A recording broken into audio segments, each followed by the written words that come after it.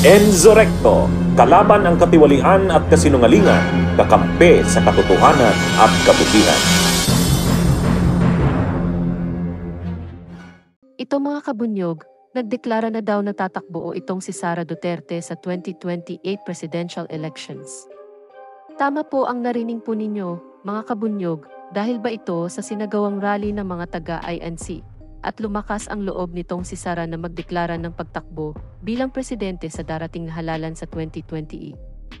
Well, masyado pang maaga para mag-celebrate, Sara, dahil hindi pa naman pinaghihinaan ng loob ang mga naghain nag-impeachment laban sa'yo at hindi naman sila masisindak sa 1 milyong mga taga-INC na nagrally para suportahan ka. Dahil alam naman natin na bad trip pa rin sa'yo si Romualdez. At malamang ipagpapatuloy pa rin ng mga taga-kamara ang pag-impeach laban sa'yo. Anyway, pakinggan na muna natin itong mga sinabi ni Sara Duterte.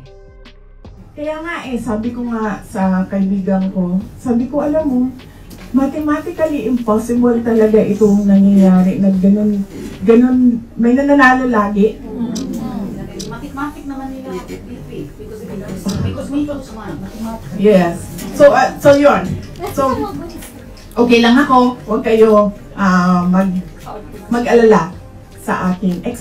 Expected, but hindi expected na maaga.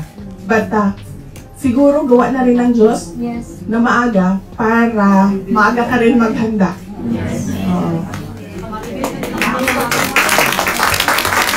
Marami kanila nga sa mga tinuon naman.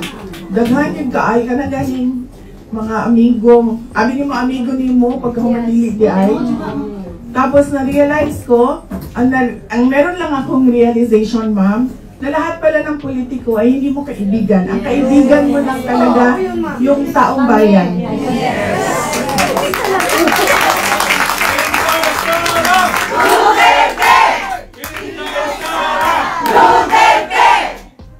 Oh, totoo yan. Kasi wala, ubos. Kaibigan ko yan, yung iba sa kanila ma'am na umaatake sa akin. Kaibigan ko yan sila from 2016, from 2019, ng mga elections. Ay, nagugulat ako. Yung isa pa nga, nagsorry yung papa niya sa akin privately. Sabi niya, pasensya na.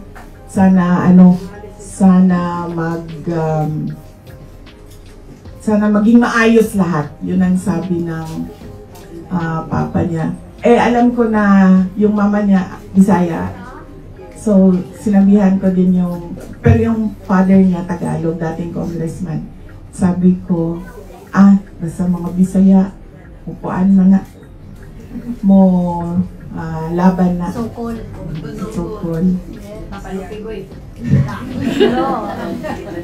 Yan mga kabunyog, narinig po natin itong mga sinabi ni Sara Duterte. Sabi niya na mas maganda daw na mas maaga yung pagsira sa kanyang pangalan dahil magiging handa raw siya sa darating na eleksyon sa 2028. Ibig sabihin nito, nagdedeklara na itong si Sara na tumakbo sa 2028 presidential election. Anyway, kung itatapat talaga si Romualdez laban sa'yo sa eleksyon, amenado naman kami na talo mo talaga itong si Romualdez. Pero tandaan mo, nandyan pa rin ang tunay na oposisyon. Malamang kung si Leni ang makatapat mo sa darating na eleksyon, pupulotin ka talaga sa kangkungan. Sigurado yan. Anyway, balik po tayo dito sa usaping impeachment. Bakit ko po nasabi na patuloy pa rin ang impeachment nitong si Sara? Dahil nito lamang araw nagbigay ng speech itong si Romualdez. At sa kanyang talumpati, binagit niya na patuloy pa rin ang pag-iimbestiga laban sa mga Duterte, lalo na ang maanumalyang confidential funds ni Sara. Ito mga kabunyog, panoorin po natin ito. We will demand answers for the 11.18 billion pesos worth of expired medicines and underutilized PhilHealth funds, an affront to every Filipino who struggles for access to healthcare. And we will scrutinize the alleged misuse of confidential funds, for no peso must go unaccounted for. Let this be our promise.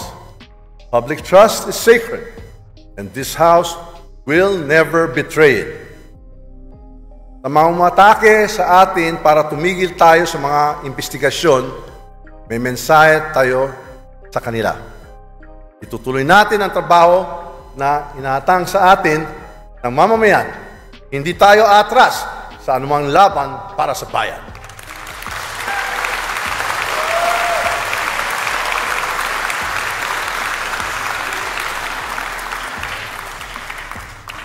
Yan, Sara, narinig mo ang mga sinabi nitong si Romualdez.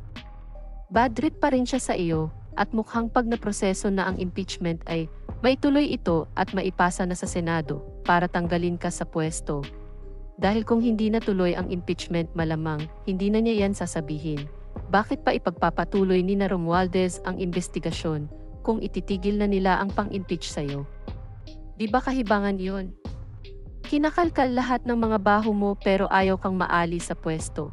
Tanga lang ang gagawa noon. Siguro naman hindi naman ganun sila na magsasayang ng panahon para ipindown ka. Sigurado, tuloy ang impeachment mo. Diba? Anyway, itong nangyayaring rally ng mga taga-INC, wag naman maging panakip sa mga ginawa ni Sara. Sabi ko nga po, wag sanang makalusot si Sara sa mga kasalanan na kanyang mga ginawa. Kaya tama itong sinabi ni Castro. Well, sa INC, no, lalo-lalo na yung ating mga kapatid sa INC. So, ako po ay nirerespeto ko po yung inyong karapatan sa pamamahayag sa araw na ito. So, karapatan naman ng bawat individual yung magpahayag, no, kung ano man yung kanilang mga saloobin, lalong-lalo na sa nangyayari sa ating pamahalaan o kaya yung gusto nilang mangyari sa ating bansa. So, sana lang ay hindi ito yung katulad na sinasabi ko, no, na baka pagtatakip lang ito doon sa impeachment, no, kay Sara Duterte. Sana naman hindi pagtakpan nitong rally na ito yung impeachment na kung saan hinihingi ng bayan ang hustisya at ang katambal ng hustisya ay yung accountability ng sino mang opisyal, kahit na si Sara Duterte, accountability sa maling paggamit noong pondo ng bayan. No, kasi nung una kasi parang sinusuportahan nito yung pahayag ni President Marcos tungkol doon sa kanyang disgusto sa impeachment. So, kasama po ang mga kapatid sa Iglesia ni Cristo, itong national interest na ipinaglalaban natin, na panagutin sa pamamagitan ng impeachment si Sara Duterte doon sa kanyang misispend ng pondo. Magsama-sama tayo dito dahil apektado tayo dito nararamdaman na natin yung kahirapan na magsilbi sanang itong leksyon sa mga government officials, lalo na yung mga matataas na opisyal, ng tamang paggamit ng pondo ng mamamayan. So, doon po tayo magsama-sama at nirerespeto ko po yung inyong sama-samang Yan, mga kabunyog, narinig po natin ang mga sinabi ni Fraze Castro. Actually, nirerespeto naman itong mga taga-iglesia. Pero sana naman mamulat na kayo sa katotohanan at mapansin ninyo ang mga ginawa nitong si Sara Duterte. Nakalokohan sa ating gobyerno. Anyway, dito na lang po ang aking topic. Mabuhay po tayo, mga kabunyog. Bunyog, bunyog, halikan na kasama ka. Bunyog, kapag buklod ay may pag-asa. Luzon, Visayas, Mindanao, isa ang pananaw. Sa bagong Pilipinas ang bunyog isisigaw.